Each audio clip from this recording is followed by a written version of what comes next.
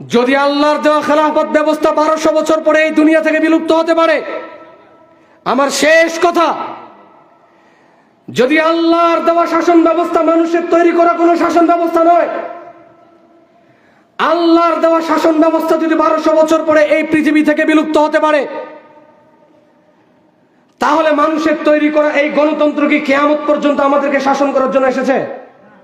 কিয়ামত পর্যন্ত এই বাংলাদেশের মধ্যে থাকবে? আজ হোক আর কাল হোক এই গণতন্ত্র নিপাত যাবে। আজ হোক আর কাল হোক এই গণতন্ত্রকে বাংলা ছাড়তেই হবে। আপনি কার পক্ষে কাজ করছেন এটা ম্যাটার করে। আপনি কি ওই গণতন্ত্রকে ইসলামাইজেশন করছেন?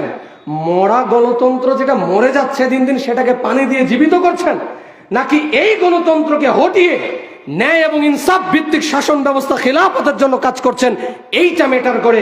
আপনি সালাতে আহলে হাদিস, আপনি সিয়ামে আহলে হাদিস, আমলিয়াতে আহলে হাদিস, আর আপনি চলে গিয়েছেন ওই ভোট কেন্দ্রের দিকে, চলে গিয়েছেন এই রাজনীতির নামে এই ভোট করতে, ইসলামের রাজনীতির নামে ভোট করতে। এই জায়গাতে আপনি কমপ্লিটলি ব্যর্থ। কেমনে আপনি নিজেকে আহলে হাদিস বলতে পারেন?